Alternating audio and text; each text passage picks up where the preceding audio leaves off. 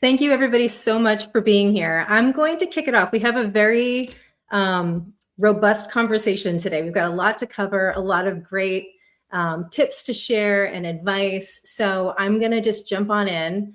And I want to just first thank everybody for being here.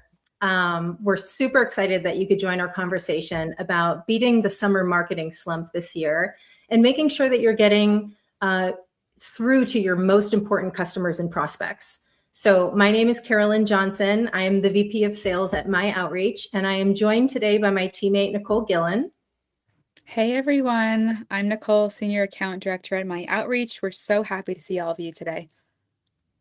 Nicole and I are actually coming to this conversation with over 20 years of combined experience on the sales side of running marketing programs.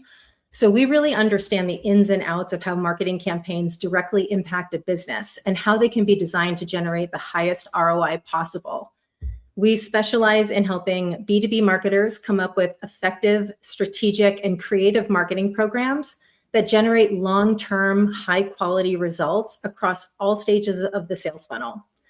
And also joining us today, super excited, is Michelle Cassidy, who is a really close personal friend of mine and an absolute powerhouse event marketer with over 20 years of experience driving measurable growth through creative, data-driven, event-based campaigns.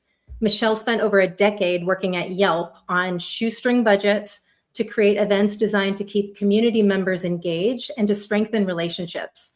Michelle is super creative, organized, practical, and always delivers events that not only generate results, but are impossible to forget. Outside of her marketing career, Michelle is also a seasoned travel advisor with Fora, and she helps create inspired, seamless travel experiences for clients. And now that we're in the middle of the summer, I cannot believe it's already mid-July, but here we are. As an English and Scottish redhead with fair skin and literally all the freckles, I have a very important question for all of you, which is, are you using enough SPF this summer? And I'm actually not talking about sun protection, although that is super important to me. I'm actually referring to strategic, personalized, and focused marketing strategies to help you beat the summer slump. And while I'm sure most, if not all of the people who have joined this conversation today are experiencing this firsthand right now, let's just clarify what exactly we're referencing. Yeah, so what we're going to chat about today refers to that mid-year dip in business activity that is very common within the B2B tech industry. It usually starts in June, runs through about mid-September, and this is when customer response time really slows down because, think about it, a lot of customers and buyers are on holiday, kids are out of school, so they're prioritizing the family time. Absolutely. And data actually shows that website traffic and gated content consumption typically drops by 20% during this period. Yeah, and this period also often falls between fiscal planning windows. So a lot of the key buying decisions of the year are either already locked in or they're going to be decided, by next quarter. Yep. And I've recently read that 2/3 of B2B companies report that sales cycles often slow down by up to 40% during this time, and revenue typically decreases by over 20%. So this creates a major risk for B2B companies who are depending on that revenue. The good news is that it also creates a big opportunity for B2B marketers who plan ahead. Lower volume doesn't mean lower intent. And those who do engage with you in July or August could become really strategic buyers who are planning for Q4. Yeah, and this is exactly why we've asked Michelle Cassidy to join us today. As she's an expert at outsmarting that summer slump, designing impactful ways to catch the attention of customers or prospects that matter the most to you, engage with them meaningfully to ignite or reignite a relationship fueled by trust and a unique experience.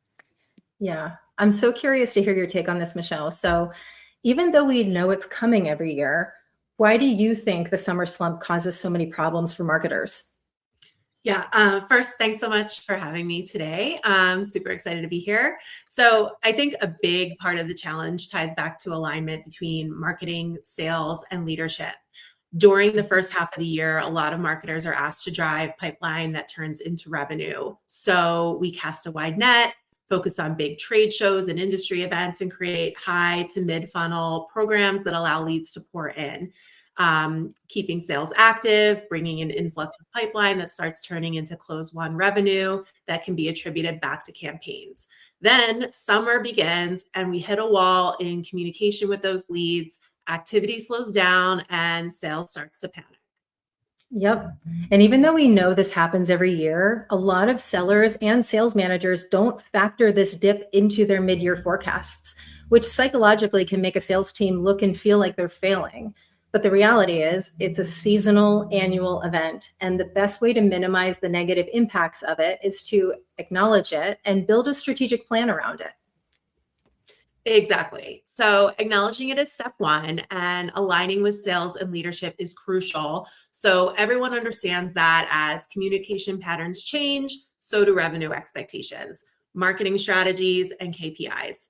Once the summer slump hits, we as marketers should no longer focus on high funnel programs to bring in waves of new leads. Now is the time to focus on who will be the crucial buyers in Q4 to help make up that summer slump deficit. So once you've identified who those customers and prospects are, marketers should design a campaign that will allow sales to show folks that they are valuable, cared about, and seen. This is the time to be personal and strategic. That way, when folks return from their summer holidays, they'll be thinking of you when they're ready to start buying again. Yeah. And to be clear, like the laser focused strategy you're referring to is not a strategy to sell them something. It's just to engage, make them feel how important they are to you, build trust, and have some fun, right? Exactly. Yeah, I love that so much. Incorporating those strategic, personalized, and focused opportunities to connect with your top clients and prospects will significantly increase their, level of trust, satisfaction, and loyalty. It could also open up additional conversations about opportunities for, you to provide value or support for them. And it could very well lead to unsolicited referrals that could turn into revenue from, other similar companies, because you'll have that loyal champion who will advocate for the partnership and will want to help you as much as you help them out. Yeah, great point. So Michelle, once sales and marketing alignment has been established, where should marketers even start when thinking about a strategic, personalized, and focused plan? What do you recommend? Yeah, so there's a few things to keep in mind. Even though the volume of engagers is down during the summer, those who are engaging give you a great opportunity to connect on a much deeper level so you can develop a relationship built around trust and that one-to-one connection, which is nearly impossible to do at scale. Right. Okay. So the play here is around quality of the connections versus quantity of the connections. 100%. And micro events offer this whole package, in my opinion. They're a phenomenal way to connect, build trust, and strengthen relationships while receiving an incredibly high ROI when done right. Yeah, and if anyone's unfamiliar with the term micro event, it refers to an in-person event that focuses on a much smaller audience. So think less than 20 people is ideal. It offers a much more intimate environment to kind of cut through the noise of emails and endless automated messages and allows you to connect with each attendee at a human level, which I think everyone's craving, right? It gives you an opportunity to thank them in a way that's meaningful and memorable and foster deeper relationships. These events make attendees feel seen and valued and more invested in both your brand and their community of like minded tech professionals. All of this will strengthen customer loyalty, increase the likelihood of long term engagement and commitment. And micro events also often incorporate a really fun, unique experience that's memorable and shows the attendees that you value them kind of beyond the bottom line. So, Michelle, what do you think are the most important elements of a micro event to really ensure that they're successful? Yeah, so the right audience to start. This should be a select group of people who could be the most crucial buyers, champions, or long-term partners. Second, a unique and memorable experience. Arguably, this is the most important ingredient. Third, everything must be super organized from planning stages to execution, start to finish. There should be dedicated time for attendees to network and mingle with other attendees. This is important to attendees and a big draw. And finally, there has to be a post-event action plan that sales is briefed on well in advance to keep momentum from the event going past the actual activation. Because remember, events are not over just because, 6 o'clock comes and the happy hour ends. Like, there is a lot of work to do post-event to make it successful. Yeah, I love that you said this. I'm also a huge fan of micro events.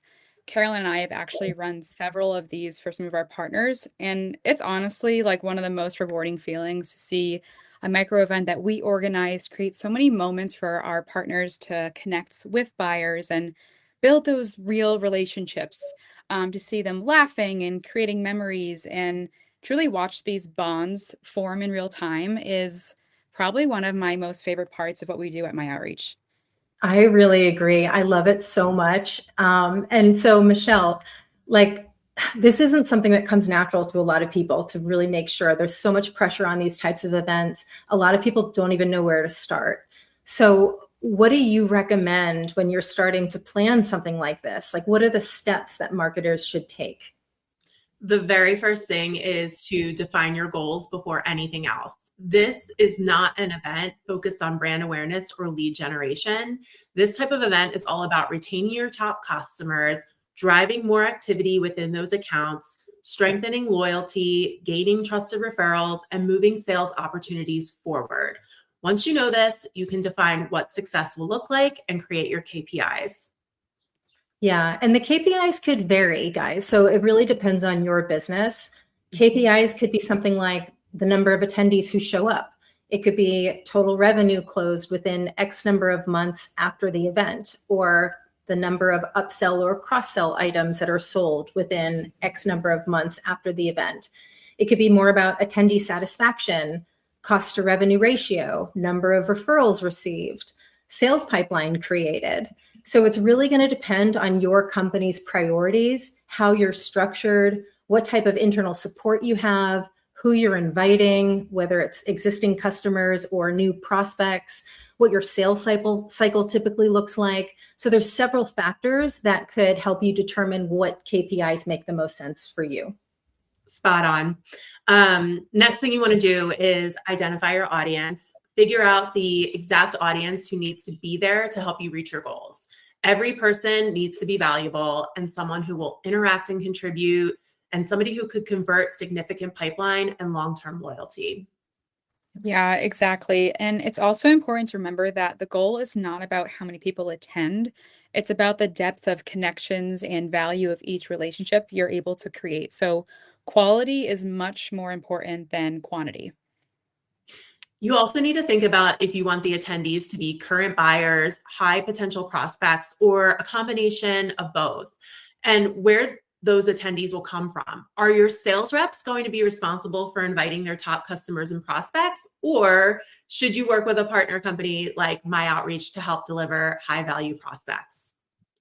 I actually really recommend inviting prospects in addition to your top customers, because when customers interact with your prospects, they provide the most authentic, unscripted testimonials that carry so much more weight than any sales pitch will, coming from your own team. So these real life success stories really do help build trust and confidence, making the prospects much more likely to convert. Yeah, and it's also important to kind of design your event, about that specific persona who you've identified to attend. So pay attention to their job function, maybe their age group, their lifestyle and taste, their location. You need to plan an event theme and experience that will resonate and be interesting and meaningful to them, not just to you. Yeah. So once you lock in your goals and the attendance personas, you need to work within your budget to choose a location that's convenient and attractive for everyone. Add elements like activities, entertainment, food and beverage, etc. This is something you can do internally or again, outsource to a company like My Outreach to fully manage all of these key details and logistics. I agree. It's so many moving parts, and you really need to put yourself in the shoes of the attendees and think about activities or entertainment that they will really enjoy, and that will be a unique opportunity for them to participate in. And you also need to make sure that the location is accessible to all of them. So you'll really need to think about how your guests will get to and from the event. And if they're going to need things like Ubers or public transportation or valet or validated parking. So if you partner with a company like My Outreach to help deliver attendees and organize these details, we would make sure it's as easy and convenient as possible for your attendees to participate and engage, but also get to and from your event safely. Yeah, great points. Next up, you want to solidify your event's agenda and determine if you'll have sponsors, guest speakers, other elements. Yeah, and we often recommend using that first hour for arrival for networking. What are your thoughts on that, Michelle? Totally agree. You will likely have the largest audience at the beginning of the event. So that's a great time to slide in some networking, followed by a speech or short presentation, and then the entertainment, food and bev, etc. It's important to host an internal kickoff call to ensure that all internal stakeholders are aligned ahead of time with a clear understanding of their role, expectations, action items, and deadlines. Create a marketing plan to promote the event and invite your audience, making it easy to register. Send reminder emails along the way, especially in the days leading up to the event. Following your incredibly successful event, enact your post-event follow-up activities, thank you emails, feedback surveys, and social media highlighting the event. Yeah, of course it's going to be successful. So back to what you said earlier, Michelle, about the importance of creating your event and making sure that it's really unique and fun and memorable. What are some ideas, or even better yet, what's your process to come up with these types of ideas? I've known you for a really long time now, and I feel like you always are so spot on with bringing a fresh new theme or a concept to every single event I've seen you take the lead on. They're so creative. So do you have any tips? How do you even draw your inspiration? How are you able to always just come up with these really creative themes for the events that you manage? Yeah, this is the part that I get so excited about. So one of the most important things to think about when planning an event is how to make it a truly unique experience. Personally, I love thinking about what's trending, what's happening seasonally or in pop culture, and create a tie-in. So examples of this include major sporting events like March Madness, the Olympics, and the World Cup. They're all big events I've incorporated, they're all big events that I've incorporated into my own smaller events. Popular TV shows or movies, seasonal tie-ins, anything fun and interesting that also doesn't require a heavy lift or any lift from attendees. With every event I host, I'm thinking about elements to surprise and delight my audience. If inspiration is needed, the internet and ChatGPT are unmatched, and it never hurts to check what other companies in your industry or similar industries are doing. LinkedIn is always good for that. What I would love to do actually is even go around and just share some specific ideas for in-person micro events that have worked really well for each of us. And guys in the audience too, as we share our ideas, we would love to open this up, and we welcome anybody to put some of what's worked for you in the chat. Yeah, please add them into the chat. You are all experts in this space, and have great experience. So we definitely would love to hear, all your great ideas.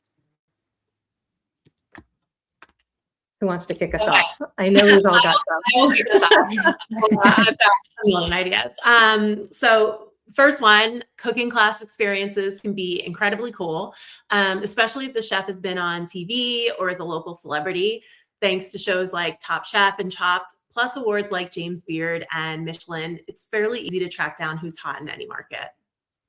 Yeah, and maybe even look into renting out an exclusive, really unique, cool space for a private executive dinner, networking session, or a cocktail hour, like the wing of a museum, a famous library, maybe a private art gallery. I've seen a couple airplane hangars, or even a restaurant with an incredible city view that no one ever seems to get a reservation at. Yeah, I love that. Also, if you're in a city like me, I'm in Boston, right near the water, you could consider an event at the end of a pier, or even something like a sunset sail and a cocktail hour out on the water, or a dinner with live music on a private boat. We actually just did this for some of our clients in London on the Thames River. Private tastings or classes can also be great depending on what's accessible in the area. Think vineyards, breweries, or distilleries. With that said, as a lot of folks are foregoing alcohol, myself included, a food-focused tasting could be more inclusive. Cheese and chocolate are popular and easy to find in most cities. Don't forget to look for ways to tie in fun branded giveaways too. Yeah, I love like live entertainment. I think that's another great option. So things like renting out a small theater or venue for a private movie showing or a musical experience. We've also done events where we're hosting a live illusionist show, which is great and always blows people away. It exceeds expectations every time. It's super interactive. You also could think about bringing in a really well-known local musician or band that can offer a night that feels really exclusive and intimate and just really special for the guests. Yeah, I love that. And another one of my favorites, something more casual but just as memorable is you could consider reserving like a private box or suite rental at a sporting event. These can be fully catered. You can even include some fun gifts for all your guests, and it gives you the right amount of time to mingle with each guest, especially between innings and periods. Yep. For really big events like the World Cup or the Olympics, watch parties are also fun, and you can host these at a local restaurant or a cool lounge at a hotel. Great food and drinks, allowing your guests to bring a plus one, and premium thank you gifts. Think like custom jerseys sent after the event, really elevate an experience. Yeah, we found too when it's appropriate for your invites to bring a plus one, it often increases the conversion rate of them actually showing up. So that's a really great tip. I think too, for something different, you could host a dog-friendly event. I'm a dog mom, so you could do something like a dog-friendly beer garden with food trucks, and you could have company branded menu items. So you could also have like company branded dog treats, water bowls, little handkerchiefs, toys as giveaway gifts. I think that's kind of an up and coming trend I've seen lately, and it always seems to work really well and be really fun. We've also worked with certain clients to plan nationwide golf invitationals in different cities across the country. So you could do company branded beverage carts with mocktails and little company branded snacks, and you could do a trophy ceremony with golf themed giveaways. So there's a lot of great ideas you could do around that. One of my favorite ideas that always resonates is hosting a private shopping event. This makes for a really fun, low pressure night for attendees. A couple years ago, I worked with the outdoor adventure outfitter Cotopaxi to host a private event in their new Boston shop. Every guest received a passport to be stamped at each table. Tables included an offer from my company and one of our charitable partners. After collecting their stamps, guests received a gift card and a discount to shop the store.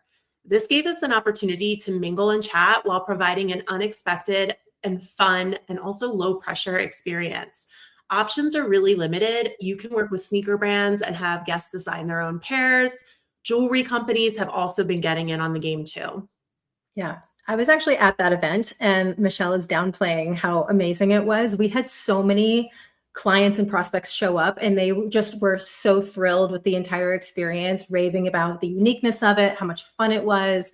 And it really did give us a great opportunity to just connect while they were shopping and have an opportunity to build the trust and strengthen those relationships. So that was an amazing event. I loved it so much. I've also heard recently about an idea that I'm like obsessed with, which is a dine and dash event where you can rent out a private room in a restaurant and invite your top prospects or clients to join you just for a networking happy hour. So not a big time commitment. And then on their way out, they can place a to-go order on you and bring dinner home for their family. So I thought this was genius, especially during the summertime when kids are out of school and people are really prioritizing family time. To me, that was such a good idea, and I'm dying to try it with somebody. Yeah, I love that. Even maybe like a cider tasting on an apple orchard sounds That's awesome, another good especially when we idea. head into fall. Yeah. Yeah. The last idea I want to share that I've recently heard about that seems to work really, really well is something themed around a social wellness club. So like picture this, you show up, you're welcomed with a spread of smoothies and healthy snacks. There's a coffee trike pulling around amazing salted caramel lattes. You have a full afternoon of saunas, cold plunges, AI massage, a hyperbaric oxygen chamber, and then it's followed by a live Q&A or a panel discussion with industry experts. I think something like that sounds amazing too. That's such a fun event. And I've actually done quite a few of those when I was with Yelp, and they were always so popular because they offer an alternative to, the typical happy hour and bar scene. So it's nice to kind of mix things up. Yeah, agree. Don't forget to add a few personal touches to make the event extra special. Handwritten thank you notes, thoughtful branded gifts that tie into the event, premium candy or snacks. These don't have to be extravagant, just relevant. If budgets allow, branded aprons for a cooking event, branded fluffy bathrobes for spa-themed events, or a branded beer growler for guests to take home their favorite beer from a brewery tour. Yeah, so what's your take on getting sponsors to participate with you, Michelle? I was literally just having this conversation yesterday about an upcoming event I'm working on. If you need a hand with budget, a co-branded event is a great solution. Sponsors can help with the overall costs of an in-person event with a certain element like food and beverage, giveaways, or as the entertainment sponsor. Having a sponsor with brand power can also increase visibility and credibility of your brand and your event and make it feel more exclusive. Yeah, I totally agree. And with all of these ideas that we're sharing, I think everybody would agree that they'd be a really great opportunity to connect with top clients or even prospects. But I still hear a lot that marketers struggle with how to know if they're actually impactful and how they should be measured. So what do you recommend with this, Michelle? Like, how do you really know if an event was a success? And how do you recommend measuring them so that the business knows for sure whether or not it was really effective? Yeah, so this is why it's super important for marketing and sales to align beforehand, communicate goals, responsibilities, action items with deadlines. Sales leaders have to be bought in and committed to holding their teams accountable for any post-event actions. I recommend tagging all leads in your CRM with the event. This way, all pipeline generated and revenue closed is tracked. And again, make sure sales has a very clear list of action items and make it easy. I'm talking about email templates, deadlines, and touch points. Depending on the event, consider incentivizing teams to reach a specific number, whether that's outreach and invites accepted, leads generated, pipeline closed won, etc. I have found that sales teams love a challenge, especially when there's a prize at the end of it. So don't be afraid to get in there, use a little budget, and get your sales on board with the event. I completely agree. Yeah, the experience doesn't end when the event is over, right? Make your event stick with thoughtful details and a solid predetermined follow-up plan. So sales should follow up within 24 hours with personalized touches, a prompt thank you note, maybe even a gift, and then confirm next steps. Or a meeting should be scheduled with each attendee. This is crucial for turning a great evening into a lasting business relationship. Yeah. And if you have a really limited budget, what do you think are the most important ways you can remain lean without sacrificing impact of these types of events? Been there, as I'm sure many event marketers have. Do not sacrifice the experience. Making people feel special does not have to cost a lot. It's often about the attention and warmth you give them at the event. Making attendees feel seen, heard, and special is free. Be selective about who you invite. Quality is more important than quantity here. And along these lines, if you're really on a tight budget, consider a smaller list of attendees. Get creative when it comes to location, venue, food, and refreshments, but don't skimp on the unique experience they'll have. Yeah. So Smart. if the draw is a celebrity chef or a private entertainment hosted in a more affordable venue. Right. And if the draw is an incredibly beautiful, jaw-dropping location, get creative on food costs by hiring a food truck or a more affordable caterer, or tap into those co-sponsors. Yeah. And if you really want the draw to be a wow factor activity, just think about scaling it down somehow. So instead of a big dinner on a yacht for 20 plus people, how about a hot air balloon ride and a champagne breakfast toast for 8 people? Fab. Yeah, exactly. So another hot topic, how can AI be used to help with event planning and execution? Yeah, we kind of covered this a little bit earlier, but I'll dig in a bit more. Sometimes I tap ChatGPT just to get the creative juices flowing. I start by sharing the goals, audience, location, and any other details, and ask for suggestions based on location, major events, etc. Typically, the output is enough to move me in a certain direction. Most event marketers have a process already established, but if your process needs refining, or if you're not an event marketer, but you've been tapped to take the lead on an event, AI can prepare a checklist or even a project management plan to make sure timelines and delivery for an event stay on track.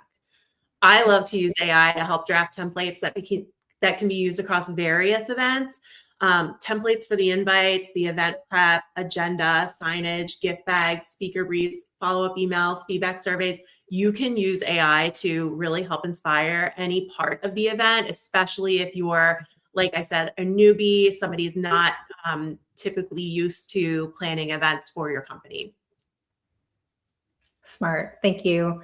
I think too, we've talked a lot about in-person events up until now. And what if that isn't an option? What if, either a sales team is spread out too far, or the company is spread out too far, or their customer base is spread out too far, or maybe they just don't have the budget for an in-person event. Is it possible to create the same type of experience virtually in your experience, Michelle? Absolutely. This is a great way to host a quality event on a budget. And I think some people think that virtual events are dead, and that is absolutely not the case. You just really have to make sure you're doing them right.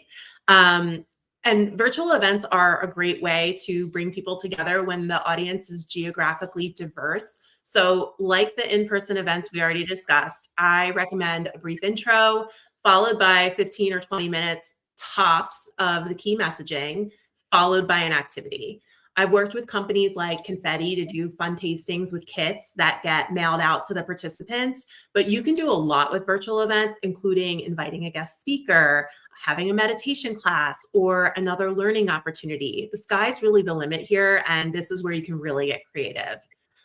Key reminders are to keep it interactive, encourage the attendees to speak or share in the comments, use live polling, Q&A, surveys, offer fun giveaways and prizes for the people who participate and stay for the duration of the event, and keep virtual events to an hour max because you will lose your window of attention after that. Absolutely. My attention span is an hour would be a miracle. Great point. So another topic I wanted to bring up is, let's just say hosting an event in general isn't an option, virtual or in person. Is there anything else that we could try that you think is strategic, personalized, and focused? Yeah, I would recommend sending a personal gift. It doesn't need to be expensive, just incredibly thoughtful and super personal. So it makes them feel really seen by you and something other than just a client. So, for example, Mhm. if they have a family vacation spot they like to travel to each year, get them a gift certificate to a place they can take their family while they're there. Or, if they mention they love to read, find out who their favorite author is and see if you can get a signed copy of the book. Or, depending on what their favorite book is, you could, try to get it a framed print, of the cover, or even like a famous quote from the story. Yeah, I personally am so passionate about this. I think gifting can be a really affordable but incredible way to make a customer feel how much you care about them and how much you see them. And I think the trick is to just really pay attention and collect small pieces of personal detail in every conversation that you have with a top customer. And a tip that I use is try to give them something you wouldn't send to any other client. So it should not be anything generic. It really needs to be something specifically selected for that one person. And it should also be something that no one else would think to give them. So something really specific to the conversations that you've had with that individual. And if it causes that recipient to receive your gift and say something like, "Oh my gosh, how did you know?" That's when you know you've nailed it. Those are my favorite Yeah. parts. Yeah, exactly. Gift giving kind of works best when it's part of your long game and like always on approach. Every single time you meet with a customer or prospect who could be a key account, you should always try to learn more about them personally. And every single time they mention something personal, log it, write it down. Start keeping notes on, the names of their family members and pets, where they like to travel, their hobbies, favorite restaurants, movies they like, books they like, all of it. So you can weave, together details of, what moves them. Then, within, let's say, the next 6 months, go by, you can send them a gift. You'll have tons of information to reflect back on, for ideas. Yep. One other thing that we haven't chatted about, which I think is also super relevant and important to SPF, is messaging. So executives really don't stop checking their email during the summer. I think that's what we would like to believe, but they really just stop responding to the irrelevant outreach. So what you need to do is you just need to make sure you're being much more creative to make sure that your messages stand out and actually get that reply. Yeah, especially during the summer slump, it's really important to remember that this is not the time to do the whole spray and pray or launch big prospecting sequences. The Yeah. theme is still the same, be strategic, personalize, and focus with your messaging. Exactly. So you really want to send messages that are actually written by you and are short, direct, and offer value to your customer. So a lot of executives today are using AI tools to help filter out irrelevant versus important emails. And one way to beat that is to ensure that the emails sound human and that they are personal and valuable. So in other words, SPF, make sure that they are specific, personal, and focused. So some tips I have are: don't include promotional words, don't use all caps text, don't use excessive exclamation points or emojis or too many hyperlinks or images, because those are what will get flagged by those tools that make your emails unseen. Yeah, yeah. And also consider shifting your timing to match summer work trends. So during the summer, most people who are working are, active earlier in the mornings, let's say between, 7 and 9 a.m., and then later at night between 8 and 10 p.m. So think about it like bookends around summer day, time activities. So send your LinkedIn messages and emails during those times. Yeah, and just to reiterate, personalized messaging makes a much bigger impact than marketing messaging. That's why it's super important to have buy-in from the sales team and a clear plan for follow-up, including timelines and check-ins. And a lot of times I will provide some sample messaging for my sales teams, but I also encourage them to put everything into their own words, because you don't want to sound robotic.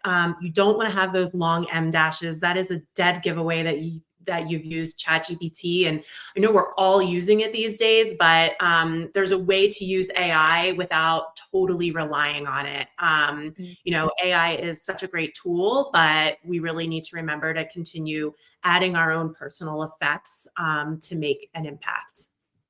Yep, I totally agree. Okay, amazing. Time to wrap up. I know we've already gone a few minutes over. So again, thank you so much, everybody, for joining, especially those who participated or asked a few questions. Those were amazing. We hope you found this helpful. We hope you learned a few things. We hope that this might help your campaigns stand out and your pipeline to bounce back better when the summer ends. And if the team at My Outreach can help at all, whether it's with advice or brainstorming or driving attendees or fully managing a virtual or in-person event, we hope you think of us. We would love to talk with you.